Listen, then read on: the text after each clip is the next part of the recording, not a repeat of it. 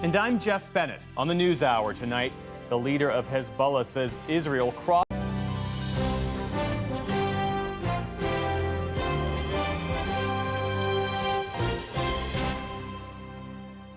Major funding for the PBS NewsHour has been provided by A law partner rediscovers her grandmother's artistry and creates a trust to keep the craft alive. A Raymond James financial advisor gets to know you, your passions, and the way you enrich your community. Life well planned. On an American Cruise Line's journey along the legendary Mississippi River, travelers explore Civil War battlefields and historic riverside towns. Aboard our fleet of American riverboats, you can experience local culture and cuisine and discover the music and history of the mighty Mississippi. American Cruise Lines, proud sponsor of PBS NewsHour.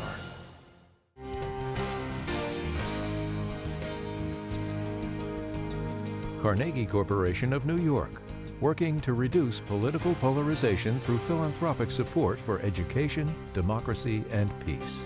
More information at carnegie.org. And with the ongoing support of these individuals and institutions.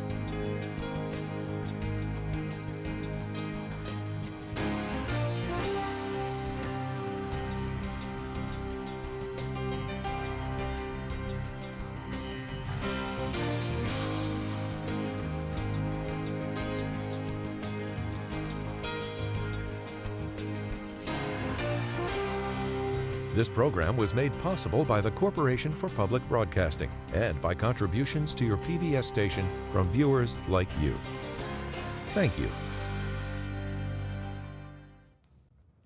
Welcome to the NewsHour. The leader of Lebanese Hezbollah, labeled a terrorist organization by the U.S., told his followers today that they would exact revenge on Israel for 2 days of attacks that killed dozens and wounded thousands. In Beirut, pagers and walkie-talkies exploded on Tuesday and Wednesday, targeting members of Hezbollah but also injuring others.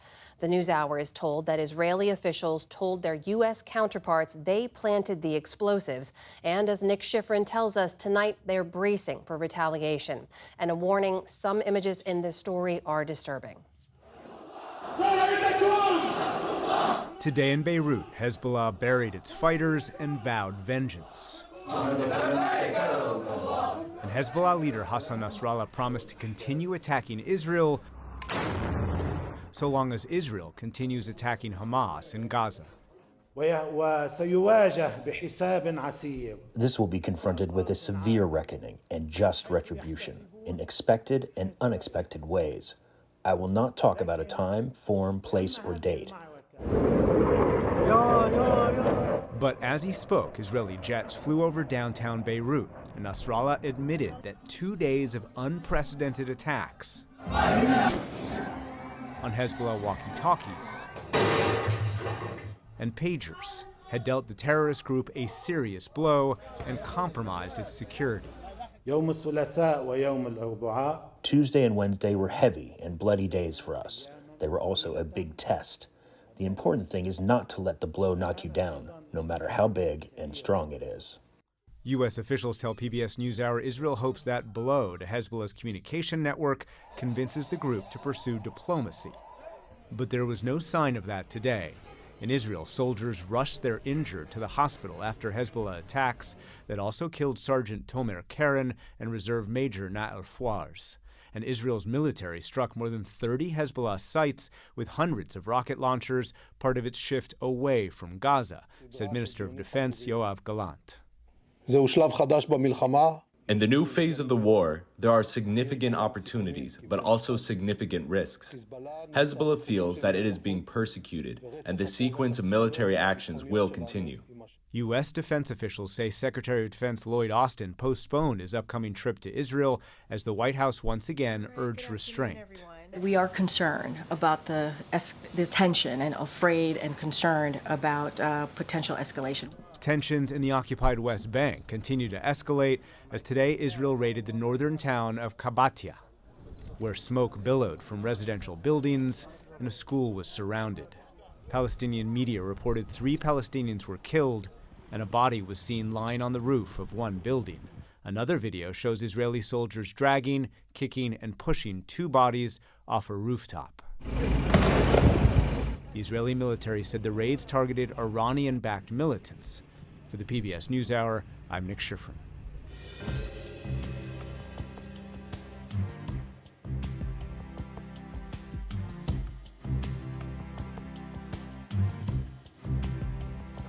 Turning now to the presidential election, both candidates were on the trail tonight, firing up their supporters with Vice President Kamala Harris in Michigan and former President Trump in Washington. But we start our coverage with remarks from the current president earlier today. While touting his economic record in Washington today, President Biden also gave a brief but clear statement of support for Vice President Harris. And there's not a single damn job a woman can't do that a man can do, including being President of the United States of America. And warned of the economic ramifications of a second Trump presidency. It's clear, especially under my predecessor, that trickle-down economics failed. And he's promising again, trickle-down economics. But it will fail again. Good morning, everybody. Meanwhile, on Capitol Hill, Senate Democrats were fired up against the former president. Everybody, this is the Trump plan. Several members gathered to rail against the Project 2025 agenda crafted by Trump allies. It would raise taxes, hurt American workers, compromise border security, threaten our democracy, and make America less safe. The former president has distanced himself from the conservative initiative. A very big hello to New York. Last night, Trump addressed a packed arena on Long Island. Hasn't been done in many decades. It hasn't been done for a long time, but we are going to win New York. New York is a Democratic stronghold in presidential elections and is not seen as within Trump's reach. But he attempted to appeal to Long Island's suburban swing voters with fiery messaging on crime and immigration. With crime at record levels, with terrorists and criminals pouring in, and with inflation eating your hearts out, vote for Donald Trump. What the hell do you have to lose? What do you have to lose? That included repeating lies about the Haitian immigrants in Springfield, Ohio. We're getting them out of our country. They came in illegally. They're destroying our country. We're getting them out. They're going to be brought back to the country from which they came. According to the city of Springfield, its Haitian residents entered the country legally and are filling jobs in industries that need workers. Tonight, the former president is in Washington addressing a summit for Israeli Americans. Meanwhile, Vice President Harris is campaigning with Oprah Winfrey in Battleground, Michigan. It's the home of the National Uncommitted Movement, which mobilized hundreds of thousands of uncommitted votes during the Democratic primaries to protest Joe Biden over his policies in Gaza. Today, uncommitted leaders announced that the movement will not be endorsing Harris. Vice President Harris's unwillingness to shift on unconditional weapons policy or to even make a clear statement in support of upholding existing U.S. and international human rights law has made it impossible for us to endorse her. The group also urged its members not to vote for Trump. It remains unclear what effect the non-endorsement will have come November.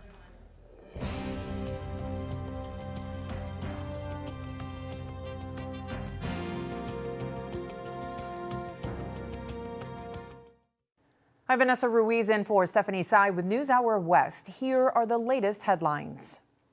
President Biden said today he expects the Federal Reserve to cut interest rates even further. That's as the state of the economy, he argued, has reached a turning point during his presidency. In a speech today, the president said he considers the Fed's cut a vindication of his economic policies, but added there is more work to be done. So let's be clear. The Fed lowering interest rates isn't a declaration of victory. It's a declaration of progress. It's a signal we've entered a new phase of our economy and our recovery. A mixed batch of new economic data came out today. Positive news from the job market, but troubles in housing. The number of Americans filing for initial unemployment benefits fell by 12,000 last week compared to the week before. Overall, new claims hit a 4-month low, which signals ongoing strength in the labor market. Separately, though, Existing home sales dropped 2.5% in August to their lowest level in 10 months, as home prices remain near record highs. The Republican nominee for governor of North Carolina says he will not quit the race, despite a shocking report about comments he allegedly made on a pornographic website over a decade ago. According to CNN, Mark Robinson called himself a black Nazi on the site's message board in 2010. He also voiced support for bringing back slavery, and he made comments that were, quote, gratuitously sexual and lewd in nature. Before CNN's publication, Robinson posted a video to social media saying the words were not his and that he is staying in this race. Robinson is North Carolina's lieutenant governor. The state is fiercely contested by both presidential candidates. The death toll from the devastating flooding across Central Europe has risen to 24. And heavy rains and flooding have now moved to northern Italy. More than 1,000 people were evacuated, trains were suspended, and schools shut down across the affected areas. Italian officials urge residents to be patient during the recovery. Speriamo comunque che il maltempo. Let's hope the bad weather will mitigate in the next few hours, but we can't have big expectations because it's such a fragile and vulnerable territory. It is always exposed to natural attacks. A Hong Kong court handed down the first 2 sentences under a new national security law. One man was given 14 months in prison for wearing a shirt with a protest slogan, and another got 10 months for writing pro-independence messages on bus seats. The offending T-shirt had direct links to the anti-government protests that swept the city in 2019. The new law took effect in March and imposes harsher punishments for seditious acts. Critics say it limits freedom of expression. And finally, tonight, a historic day in Major League Baseball. Los Angeles Dodgers slugger Shohei Ohtani became the first player ever to hit 50 home runs and steal 50 bases in a single season. Playing against the Miami Marlins, Ohtani stole 2 bases and hit 2 home runs to reach the milestone. He then topped it, crushing a 3-run homer in the 9th inning, ending the game with 51 stolen bases and 51 home runs. The Dodgers won 20-4. Still to come on the NewsHour, why presidential candidates' proposals to stop taxing tips might not benefit workers as much as they seem. The politics behind the controversial effort to mine the ocean floor. An attorney and activist, Maya Wiley, discusses her long career in a new memoir. This is the PBS NewsHour from the David M. Rubenstein studio at WETA in Washington, and in the West from the Walter Cronkite School of Journalism at Arizona State University. With the race for the White House as close as ever, the election could come down to a small number of undecided voters. But in a hyper-partisan political climate, who are those people that are still unsure? NPR's Domenico Montanaro spoke to a handful of undecided voters who have responded to our regular PBS News NPR Marist poll. He's here to walk us through what they're thinking. Good to see you. Good to see you, too. So when we talk about undecideds, how many people are we? How big is this block, and how are they still undecided? It is a tiny slice of people, right? I mean, we're talking in recent years anywhere from 6% who are genuinely persuadable to maybe the low teens, right? And really in this election, given how people know so much about Donald Trump in particular, and when President Biden was running, it was a really, really small number of people. I mean, in our poll, it was like 3% of people who were undecided. And then when Harris got in, we saw a dip in that, and there were more people who moved to be undecided, but still, it was only about 9% of people. But immediately after that, as soon as they started to see a little bit more about Kamala Harris, people started to make up their minds. So in these big election events, post-debate, for example, where are they now, and what should we take away from the shifts you're laying out? Well, so in the NPR PBS News Marist poll, we had 46 people over the last several months who said that they were undecided. And what I did was reach out to 10 of them, and we had 5 men, 5 women.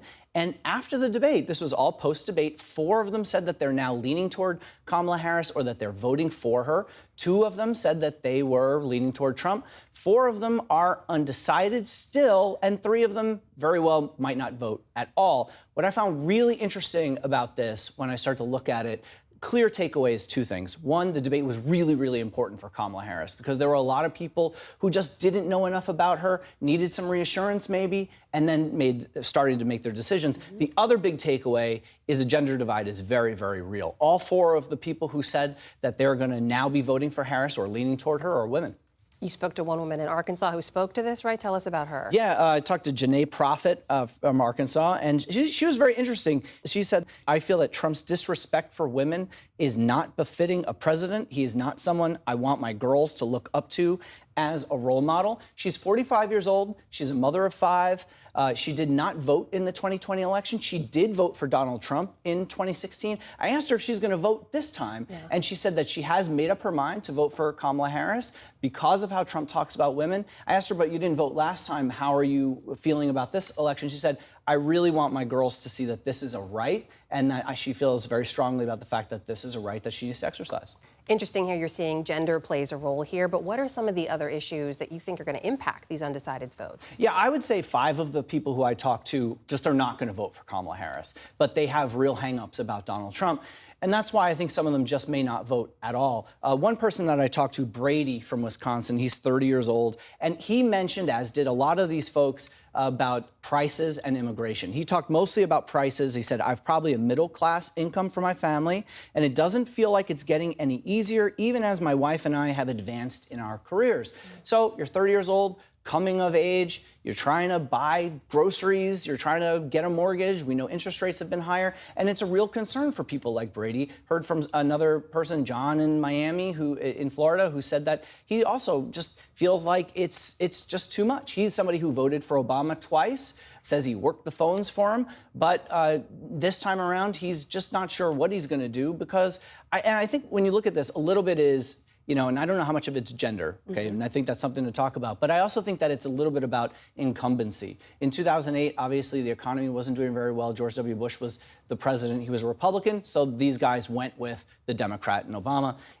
This time around, you have Joe Biden, who's in the White House. And even though Kamala Harris has really made the case for being the change agent, she's still tied to the administration. So the economy, immigration are clearly issues. What about this key issue for Democrats we hear about, abortion rights? Did you talk to anyone for whom that's a big issue? Well, one thing that we've seen in our polling is that abortion rights and Kamala Harris being trusted on abortion rights is by a wider margin than any of the other issues that Donald Trump has advantages on. And this is definitely a key issue for multiple women that I talked to, including Dr. Linda Remensnyder from Illinois.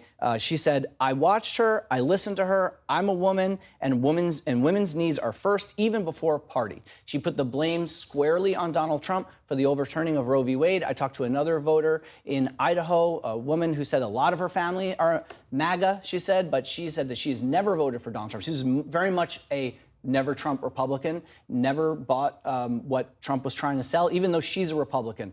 Dr. Remensnyder in Illinois, also a Republican. And she said she was very much hoping Nikki Haley would run. She was a little, she didn't really feel like Kamala Harris answered all the questions in the debate, but she feels that she's much more credible than Joe Biden. She had real concerns. She's a retired doctor. She felt like Joe Biden couldn't handle the job as president anymore. She said Kamala Harris is a litigator. She makes the case. So she thinks that she can do the job. Fascinating look at a small, but potentially significant slice of the electorate. Potentially the deciders, yeah. NPR's Domenico Montanaro. Always good to see you. Thank you. You too. Thank you.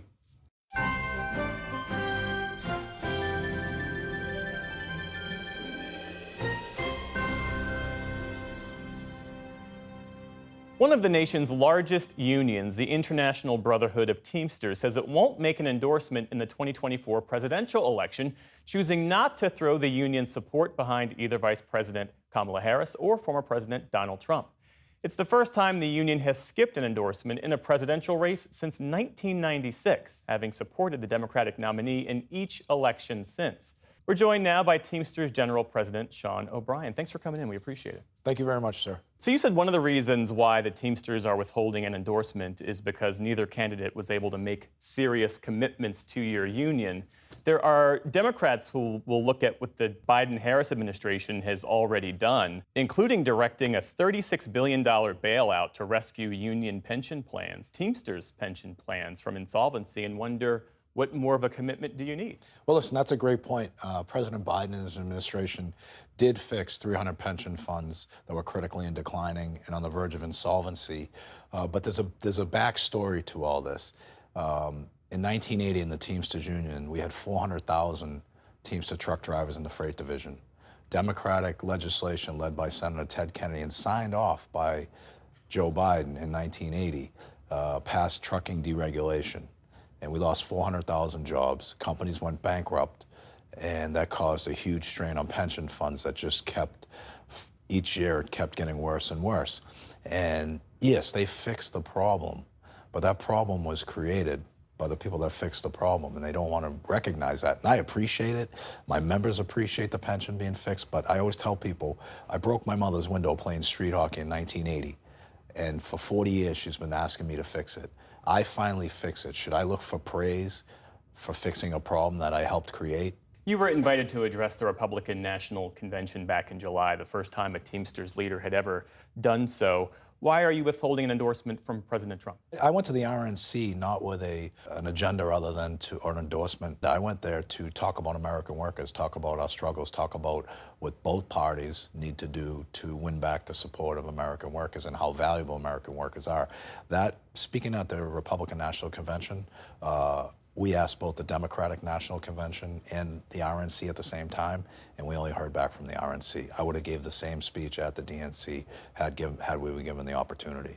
You were pretty critical of Donald Trump after that interview he did with Tesla CEO Elon Musk, where Mr. Trump advocated for firing striking employees. Was that a breaking point for you? It certainly didn't help. Look, I will never, ever allow people to fire workers for exercising their right to strike or organize, and I will call balls and strikes like I've done all along.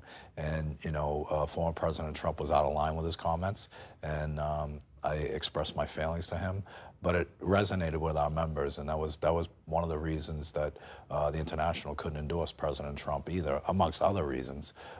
We didn't get a commitment on vetoing national right to work, and conversely with Kamala Harris, we didn't get a commitment on protecting our members' right to strike under the Railway Labor Act. So there were a lot of mitigating factors on why we didn't endorse nationally.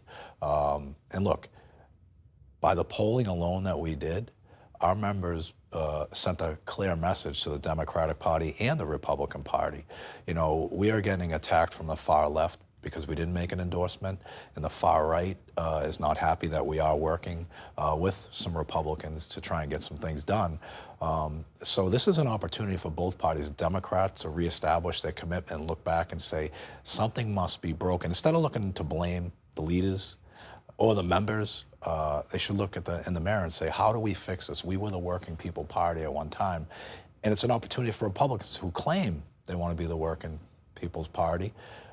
It's an opportunity for them to prove it. Support a version of the PRO Act. Support bankruptcy reform. Support issues that actually affect working people. And our system's broken, and it needs to be fixed. In the name calling, the finger pointing, it's got to end. Following the National Teamsters non-endorsement, local Teamsters unions, as you well know, in the key battleground states of Michigan, Nevada, Wisconsin, announced their support for Harris.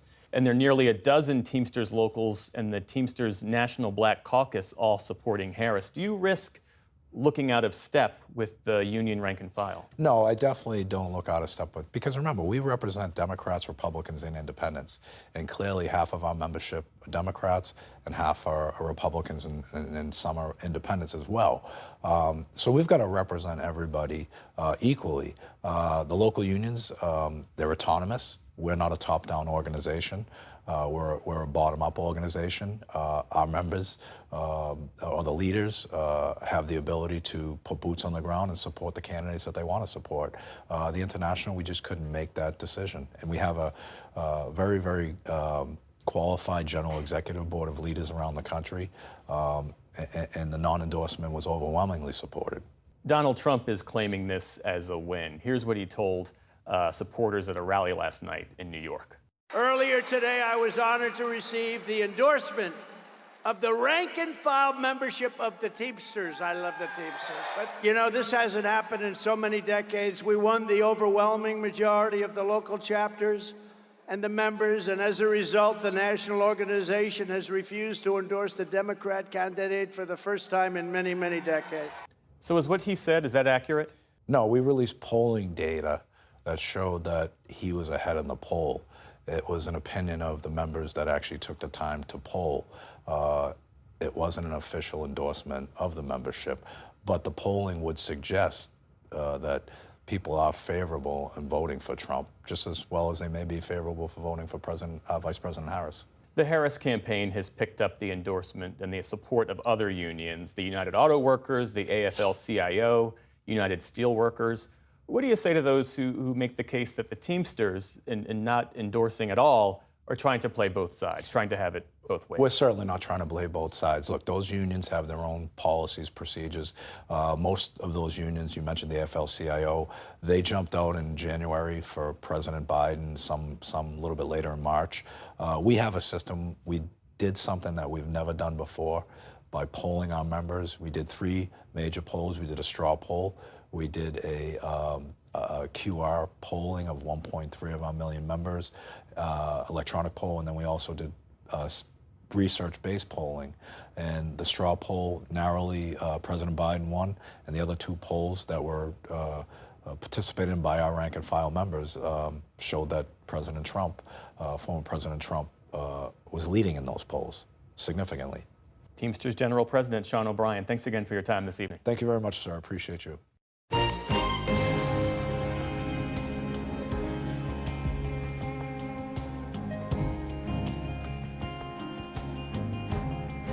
Tax cuts and credits have been a popular theme during this campaign. Former President Trump's latest proposal is ending a cap on the federal deductions taxpayers get for paying state and local taxes, a cap he implemented as president, and a change that could cost more than $1 trillion over a decade. Both candidates have also proposed several tax breaks and have not always explained how to pay for them. That's true of one idea Trump and Vice President Harris support: no taxes on tips. Economics correspondent Paul Solomon looked at what's behind that proposal and some concerns around it. Prince Chickata, bartender at Busboys and Poets in Washington, D.C., 80 to 90% of his income from tips. Suppose they were no longer taxed. That would be great. No taxes on tips. It was a proposal first floated by former President Trump in June. When I get to office, we are going to not charge taxes on tips. Vice President Harris adopted the idea in August. When I am president, we will continue our fight for working families of America, including to raise the minimum wage and eliminate taxes on tips for service and hospitality workers. On Capitol Hill, don't tax tips bills were introduced this summer with bipartisan support. What's the average tip you get? Anywhere between 15 and 20. For most Americans, a standard tip at a sit-down restaurant is 15% or less. Who are the big tippers? Families, parents who have kids, they tip really well. Most people tip me 20%, which is awesome. Server Jordan Colsani says tips account for about 80% or more of her income. What would your reaction be if tips were no longer taxed? I think every penny counts. So I think making more and, not being taxed and being able to keep all the money that you work really, really hard for is always a positive. And what do the tippers themselves think? Them being able to keep that amount and not having to, repay it later is something that I do stand with. Will that change your behavior at all? It won't. I'm happy to hear that they'll take more of it. So, a policy with bipartisan support that benefits the low-wage worker.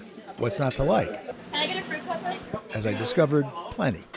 The issue is that there aren't a lot of tipped workers in America. According to economist Ernie Tedeschi, tipped work accounts for just 2.5% of all employment.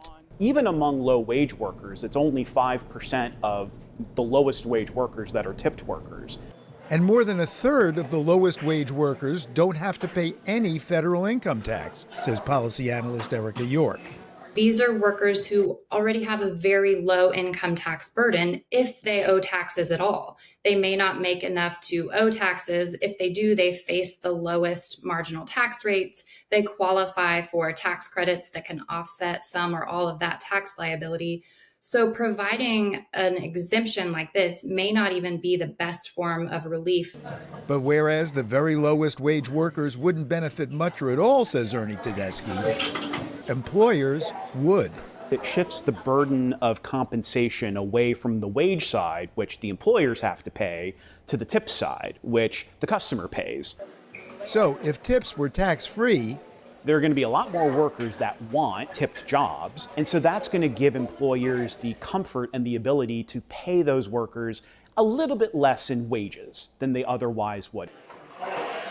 As it is, post-pandemic, there's been a proliferation of electronic prompts for tips.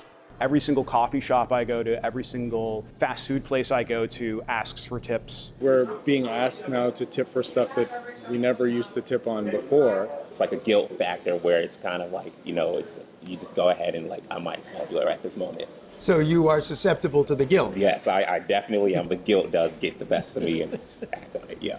You too? Yeah, I'd say it's 100% guilt-driven.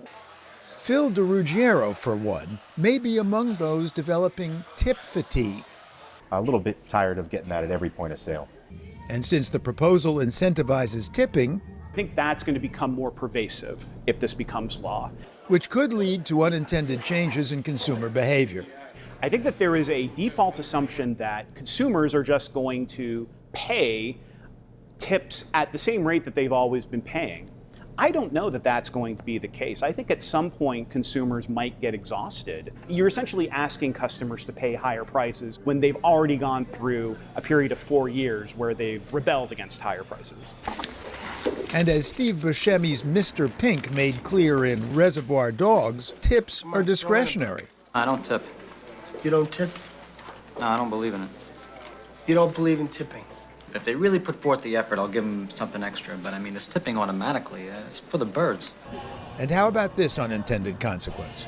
You could see a lot of income recharacterized to take advantage of the tax-free treatment. It's hard to predict how many industries, how many occupations could find a way to involve tipping in the transaction. Let's say I'm a salesperson that gets a commission, or let's say that I'm somebody on Wall Street that gets a year-end bonus. So I reclassify my commission as a tip, or I reclassify my year-end bonus as a tip. The employer helps out because they'll get a benefit.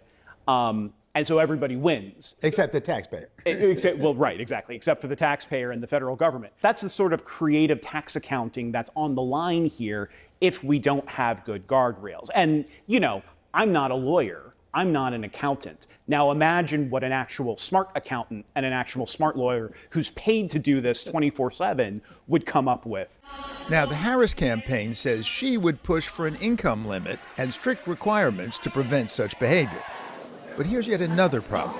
Even when it comes to the low-income workers the plan is supposed to help, there's not really an economic rationale to say a waitress who's making $30,000 a year deserves a tax cut, while a cashier at a convenience store who's also making $30,000 a year doesn't deserve a tax cut.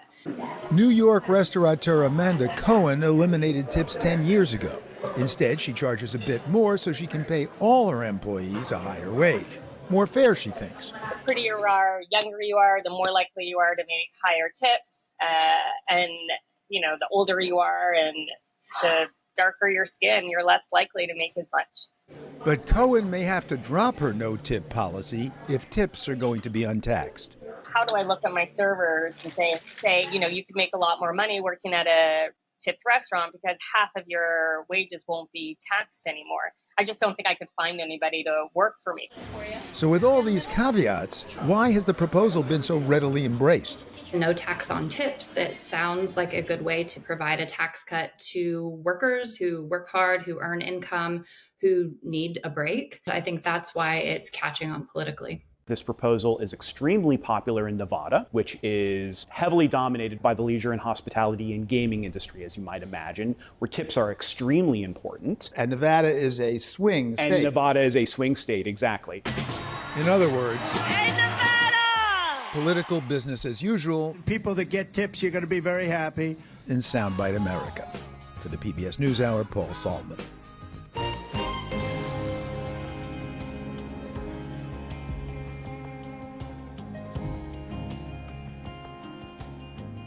Governments often struggle to move quickly when it comes to regulating new industries or products.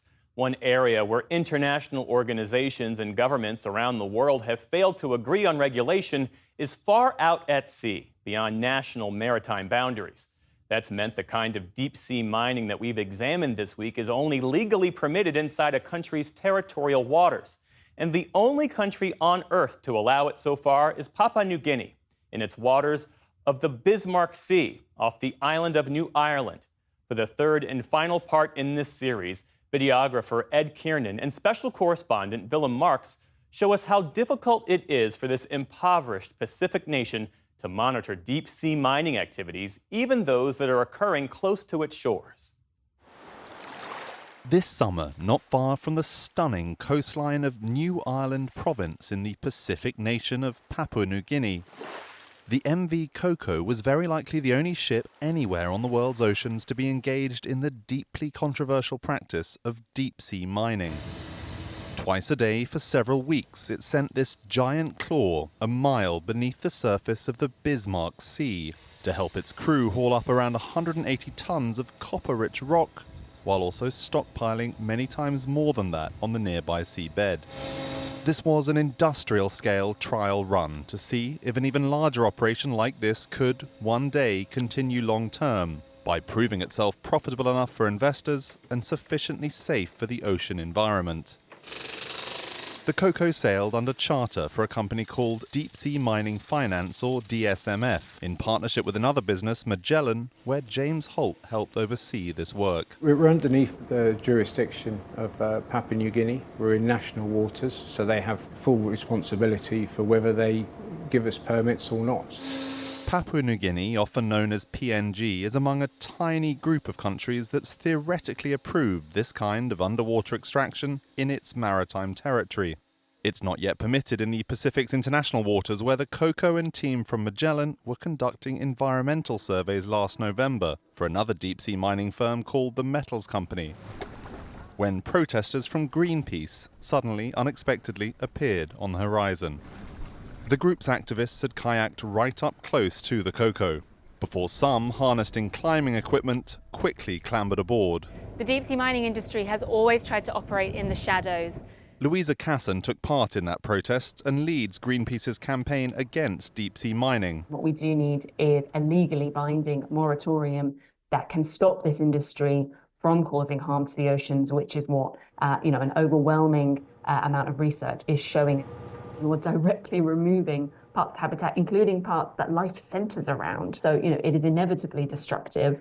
And I think that is the core problem with deep sea mining, that no amount of PR spin or political lobbying from the industry can get over.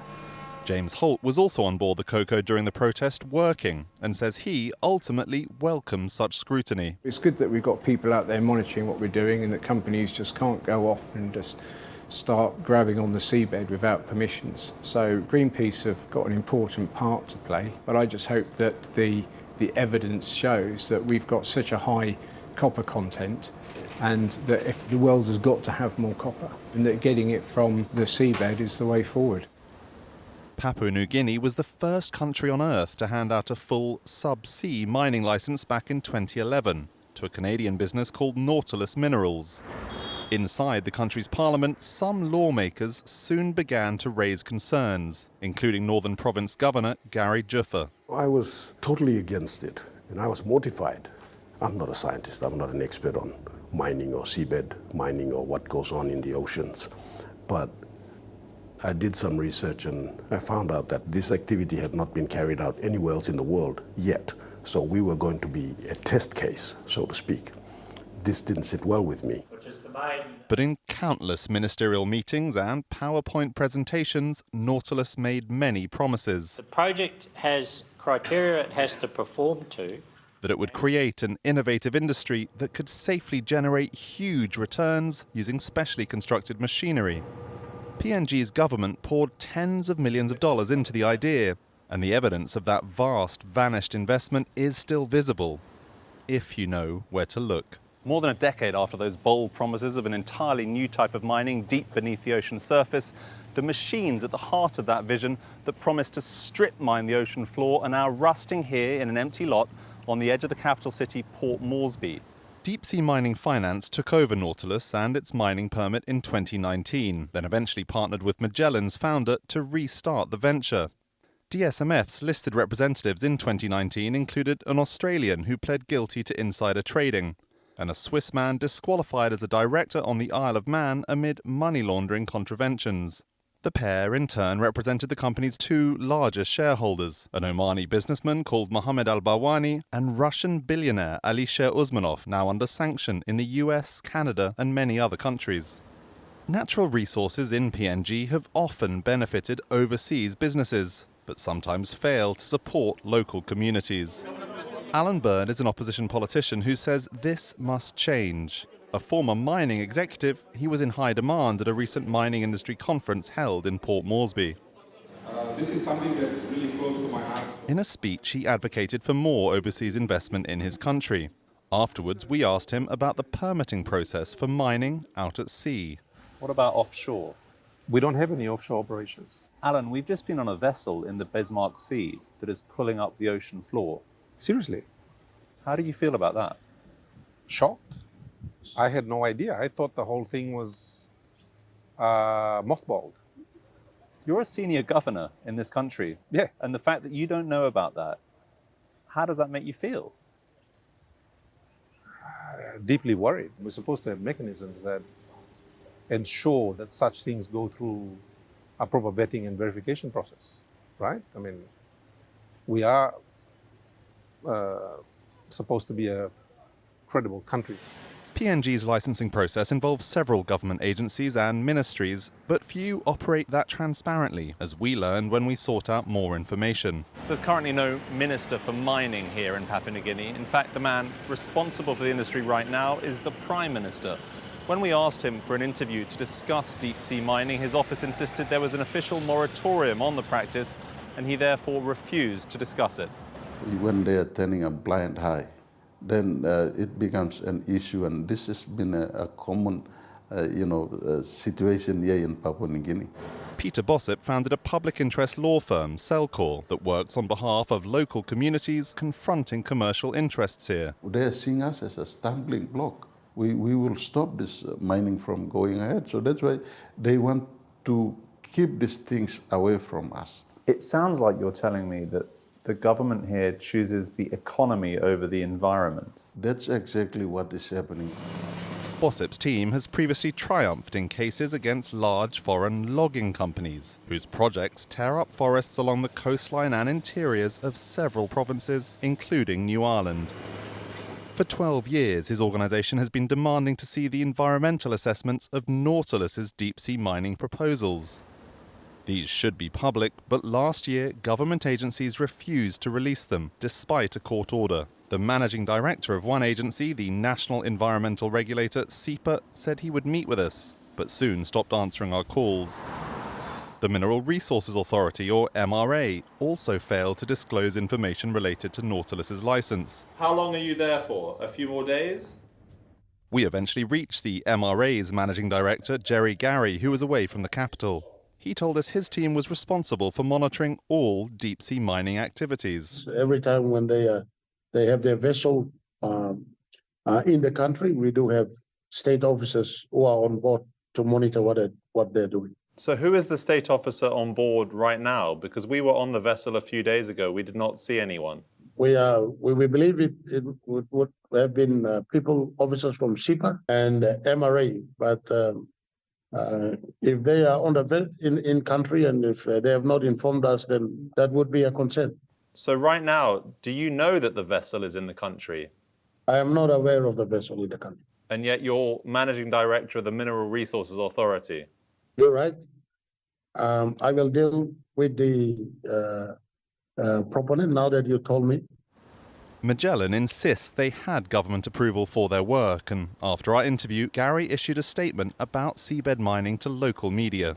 We now have the resources and the technologies to safely carry out exploration and also mining. I understand the concerns, but every exploration and mining license goes through a very stringent process.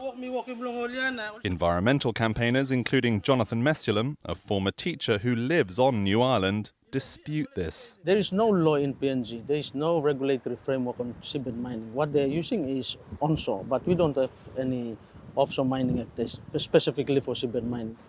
Fisheries could remain a sustainable resource in the Bismarck Sea for centuries to come.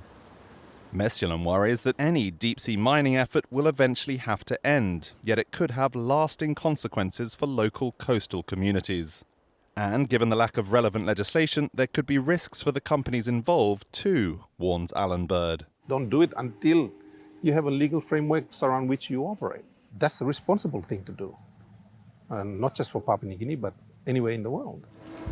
Magellan and DSMF say they'll wait for a thorough analysis of the rocks brought on board before making their next move. But even if a high copper concentration could make this kind of mining financially worthwhile, many will continue to question whether that could ever justify an uncertain outcome for life in and around the ocean.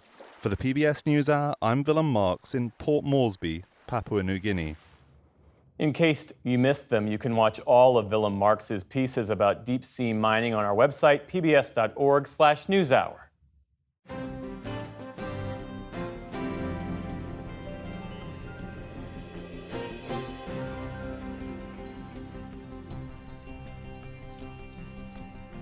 Civil rights attorney Maya Wiley grew up in a household that prioritized activism. Her parents' influence set her on a path to a lifetime of advocacy work, and yet sometimes left her wondering how best to fulfill the family legacy on her own terms. Her memoir, published this week, is called Remember, You Are a Wiley. We recently sat down to talk about it. Maya Wiley, welcome to the NewsHour. Thanks so much for having me, Jeff. So much of this book is an untangling of your parents' influence. Your father was a prominent civil rights leader and social activist, George Wiley. Your mother, Retha Wiley, was an academic and a civil rights activist in her own right. How did their activism shape your life and shape your values? You know, they shaped me so profoundly that it felt so important to write this book. And what I mean by that is that, you know, when you're growing up with parents, my father died when I was young, when I was 9 years old. You know that they're impacting you, but they also spent a lot of time making sure we could be who we wanted to be and not insisting that we be who they were. And I realized that, you know, what they really did was modeled what it meant to rise to the occasion of a time you're in, to recognize that to those who have been given much, much is expected. That was a clear kind of value, principle in my household growing up. And that the expectation is you would do it. You would step up in any way you could. And for me, watching their activism, I remember it was both at times painful because I wanted or needed them, but also it made me incredibly proud. And theirs was an interracial marriage, and you write about your parents. There was no cultural difference between them. They were both raised in similar strict Christian traditions. Your father's darker skin was an incidental problem, you write, for your mother, not a fundamental one. How did your parents break free from the bonds of cultural expectation and racism, frankly, in the early 1960s and build a life together? Well, you know, that was such a powerful part of what shaped me because they were both in their separate ways growing up differently. My father in the North, my mother in West Texas, in a pretty racist Southern Baptist town. I mean, they found their own paths to their voice and to their identities in a racist society on very different paths, but they ended up in the same place. And I think it's that fact, you know, what shaped them that made them so comfortable with who they were, despite how much the world was trying to make the penalties too high for them to be who they were, was an important life lesson to me. And I realized how much of it had to do with just a refusal to go with the flow if the flow was wrong, if it was unjust. They really, really, really challenged any injustice that they found, whether it was in their personal lives or in the lives of others. And that was a very high bar that they set for me. I imagine that was particularly important for you because you write about how you were this mixed race kid growing up in a black neighborhood in DC who was sometimes bullied for having a white mother. And yet years later, you were the only black lawyer out of 50 at the U.S. Attorney's Office when you worked there as a young woman. When I went to the U.S. Attorney's Office, I already knew that we had not yet arrived at that mountaintop that Martin Luther King talked about. But I was certainly, challenged in a way I hadn't been before because I was so fortunate to grow up in a way where I hadn't experienced anyone actually questioning my qualification. I was, some in college for sure, and in law school, sure. But professionally, that was a new low. But again, my parents had been through so much worse, had taken on and been challenged by so much worse. And I just remember thinking, well, as long as I can stay true to who I am and show them what I'm made of and show them that I'm going to be a lawyer, that when I leave that office, they're going to be sad to see me go. And that part of that was remembering I am a Wiley. A question about activism, which is such a ever-present theme in this book. Activism comes, as you know, in so many forms: public protest, legal and political advocacy, community organizing. You ran to be the mayor of New York City back in 2021. And so I have the question, which approach do you think is more effective? Trying to affect change from the inside, from the seat of power, or from trying to affect change from the outside? I love that question, Jeff, and I'm so grateful you asked. Having been able to be on all sides of those fences, I will tell you this: it is every single one of them. There is simply not one thing that must happen. You need the activism, you need the direct action of protest, of people who put their feet in the street to peacefully demand change and have those demands be heard. But you also have to have people who are helping to vindicate the wrongs in court. You have to have the judges who understand what needs to be vindicated. And you need the elected leaders that understand the power of the pen, who will listen to those in communities, those who are protesting, and say, let's figure out the actual solutions to the problems you're raising. The book's title comes from a family mantra of yours. It was your father's mother who would say, "Remember, you're a Wiley." What has that meant to you over the course of your life? It's been a challenge. It meant a challenge to understand what it means to be a Wiley. That sense of both pride, but also that sense of responsibility. Part of what she meant is, those black kids are going to be out in these white streets. You need to show them who we are. You need to be responsible to what that means. And trying to figure that out also as my parents kind of created their own definition of what it meant to be a Wiley that I needed to live up to. I'm very proud to be George and Retha Wiley's daughter. And every day I wonder, am I rising to the challenge they laid before me by not telling me what to do, but by showing me through their own example what it really means to be a Wiley. And so it's something I've struggled with my whole life, but it's been worth every ounce of that struggle. The new memoir, Remember, You Are a Wiley. Maya Wiley, thanks so much for being with us. Always a pleasure to speak with you. Thank you, Jeff. The pleasure is mine.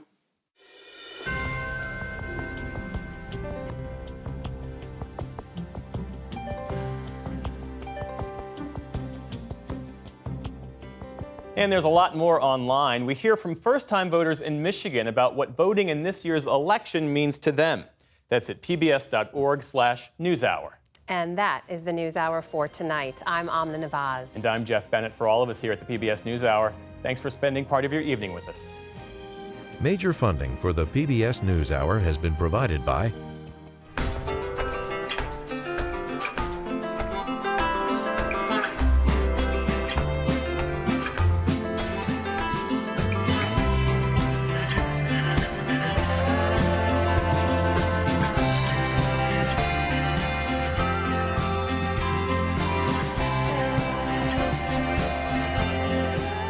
moving our economy for 160 years. BNSF, the engine that connects us. You know, as somebody coming out of college, it can be very nerve-wracking, not knowing what to expect, whether you'll like your job or not, whether you'll make friends, whether you'll fit in. And here, I feel like it's so welcoming and such an inclusive place to work. You just feel like you're valued.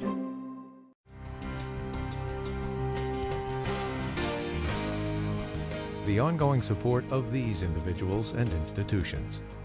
And friends of the NewsHour, including Leonard and Norma Chlorfine, and the Judy and Peter Bloom Kovler Foundation. The Ford Foundation, working with visionaries on the front lines of social change worldwide. And with the ongoing support of these institutions.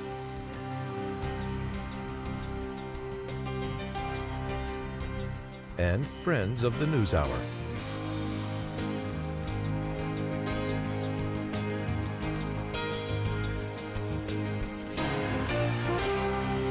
This program was made possible by the Corporation for Public Broadcasting and by contributions to your PBS station from viewers like you.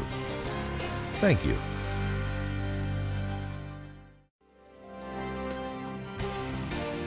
This is PBS NewsHour West from the David M. Rubenstein Studio at WETA in Washington and from our bureau at the Walter Cronkite School of Journalism at Arizona State University.